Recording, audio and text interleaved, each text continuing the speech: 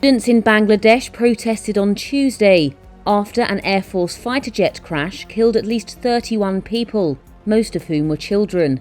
People were leaving Dhaka school to go home when the jet ploughed into the building on Monday. It burst into flames, trapping pupils in the fire and debris. Students from the school and nearby colleges demanded answers and compensation from the government. Bangladesh's Air Force Chief Hassan Mahmood Khan said an inquiry has been launched. It was a very sad incident. We will try our best to find out the causes. Rescue workers continued to scour the charred buildings for debris on Tuesday as people, distressed, looked on. Sagor Hossain said he's been searching like a maniac for his niece, Reza Moni, who's been missing since the crash.